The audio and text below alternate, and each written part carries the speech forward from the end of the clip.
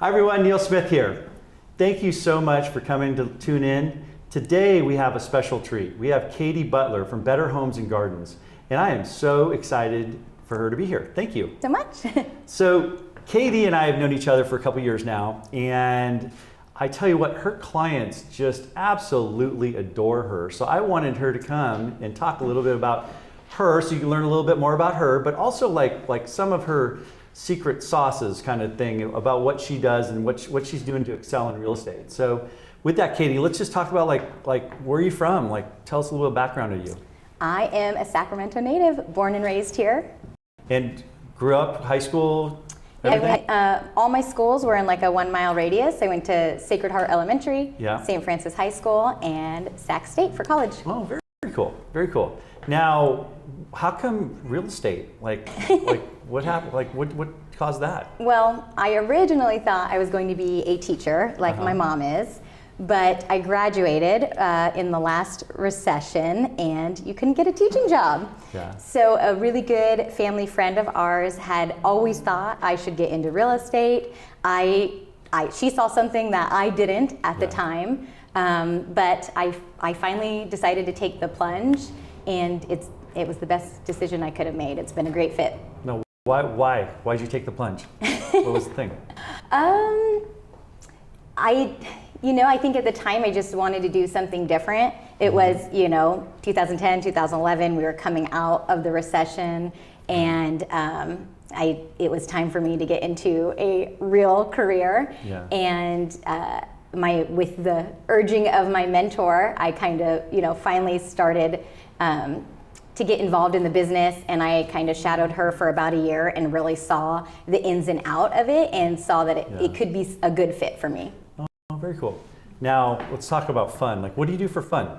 Well, I have a 5-year-old, and I'm very busy in real estate, so most of my life is consumed with those two things. Yeah. But when I do have free time, I am an avid exerciser. Yeah. I love to read, mostly personal growth and business books.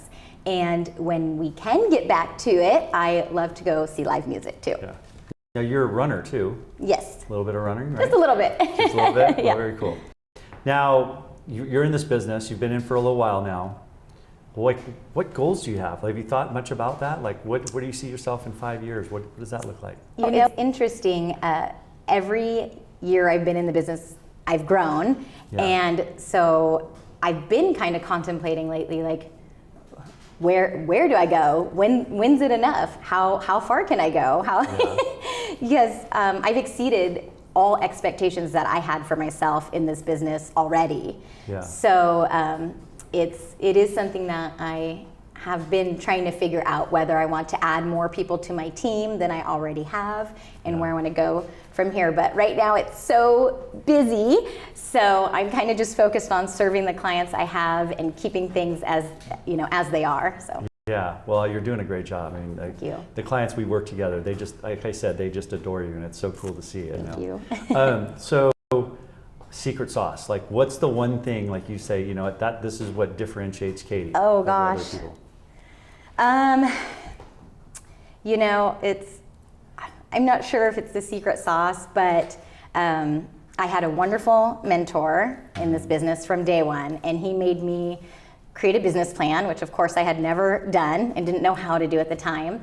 But I had made like bullet points, and it was very philosophical. There was no, goals I wanted to hit as far as selling houses or how much money to make. It was all philosophical. And the very first bullet point said, never have to sell a house for a paycheck. Yeah. And my broker and mentor at the time said, I basically had the same thing on on my list, but what I meant by it was I didn't want my personal needs, financial needs, to ever influence how I advised my clients.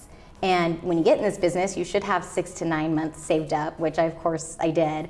And so I think I was really proud of 20-something-year-old Katie who sat down and thought how I wanted my business to look, and I put that down on paper because I've been able to stay true to it since day one. And so I'm able to keep my focus outward on my clients, just do what's in their best interests, and my financial needs or whatever are always taken care of. And so I think when I focus on them and do a wonderful job for them, they come back to me and use me again for the next transaction, and then they are happy to give my information to their family and their friends, and that's just how every year I've been able to grow, is I just serve someone and keep serving more people. So yeah, well, I tell you, everybody listen to that. That is a huge, big thing of advice. I think that's enormous. That's great you got that early. yes. And so referrals, right? You and I have dabbled in the Zillow world, right?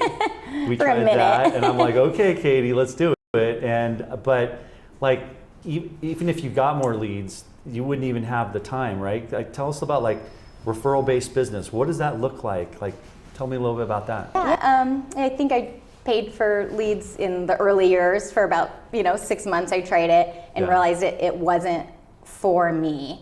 I actually care about people, and I'm very personable. Yeah. So it works better when I have had a connection with someone, or they've found me through a mutual friend. So we have interests. They say your vibe attracts your tribe. Yep. So I tend to get. I always say I have like the most loyal, fun, smart, trusting clients, and so for me, I found that that's the best way for me to find clients is through people I know, as opposed to paying some online service and getting a random name and phone number. Yeah, no, that's great. I totally agree with you. Now, I know you do some different things for your clients. Will you talk a little bit about that? Well, my love language is gifts. Yeah. So if you're my client, you end up getting a lot of gifts along the way. It's something I love. If I find something that someone's gonna like, I might just buy it and pop it in the mail and send it to them randomly for no reason. Yeah. I also, like I said, I'm pretty social, so I like to throw events for my clients. Yep. They've been a little limited the last year with the COVID regulations, but I'm hoping to get back into it, and it can look like I do a pie and Pinot pickup right before Thanksgiving, and that's a great time. And then in the summer, I like to do a bigger event with live music and a food truck and lots of wine, and more gifts, more raffle gifts and everything too. It's great. Just, I like to try to give back, to my clients as much as I can, and it's very natural to me. So. Well, and they appreciate it, I'm sure. Now, business, like for you, because you can also, I know you love the touchy-feely, but you're also very pragmatic. I know that at times. So is your business mostly buyers, mostly sellers? Is it a mix? And is that intentional? Tell me a little bit about that. I am actually a straight 50-50 mix, which I love.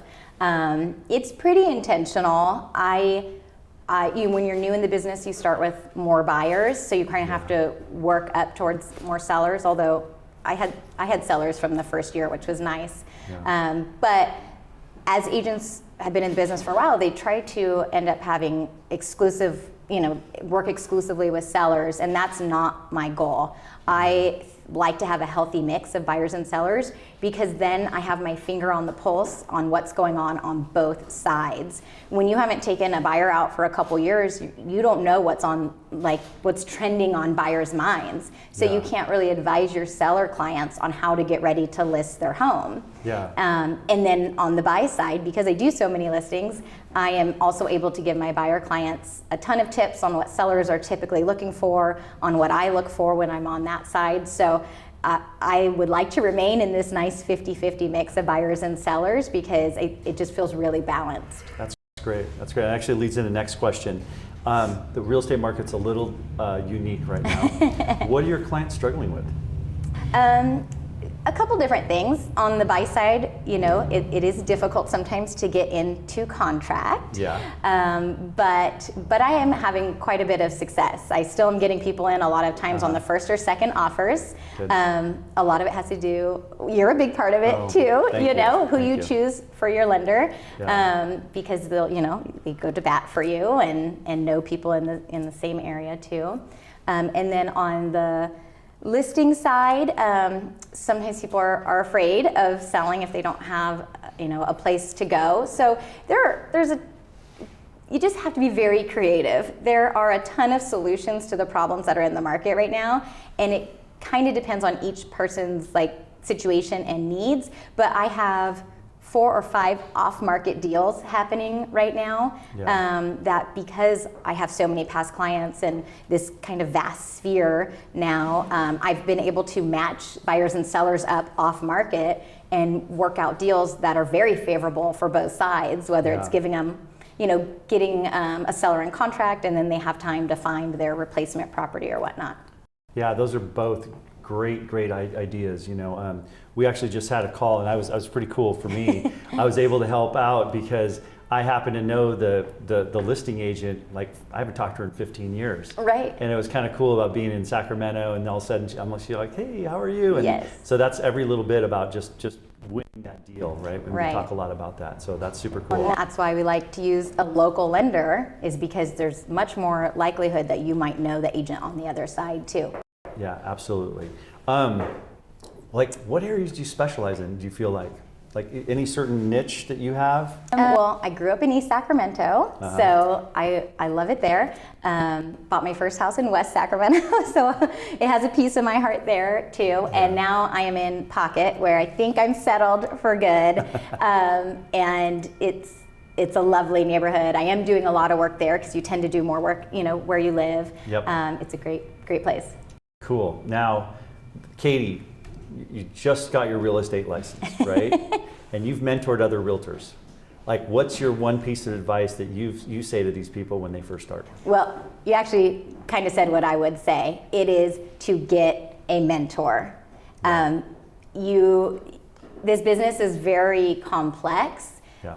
And passing the test does not get you ready for what you need to know to do a good job for your clients. Yeah. And you have to remember, you are responsible for their biggest purchase of their life, or selling their biggest asset, and you really should have an experienced agent helping you along the way. That was one of the big reasons that led to my success, was choosing a very supportive office where I had wonderful mentors that I could call on and ask questions to all day long. So that would be my first piece of advice, would be to find a great mentor. And you see that, right? As a listing agent, you probably talk to a lot of the people coming in, and you might have an inexperienced buyer, or inexperienced buyer's agent, and you can tell probably right off the bat in talking to them. And I don't want to say you discriminate against right. it, but you know that there's going to be some potential pitfalls because that person doesn't have it. Now, if the inexperienced buyer's agent came in and had a mentor that you knew, it probably would make you feel a lot more comforting, right? Right. Well, and you don't even have to discriminate against them, because usually the offers come in not complete, or things that we don't traditionally do up here. And so, when you have a mentor, you're able to give your client the best chance of getting their offer accepted. Yeah, well, awesome. Well, I just want to say thank you so much for coming. I really appreciate it, and just taking a couple minutes and hopefully getting some insight, giving other people insight on what to do. Yeah, Thank great. you. Thank you so much, Neal. Okay.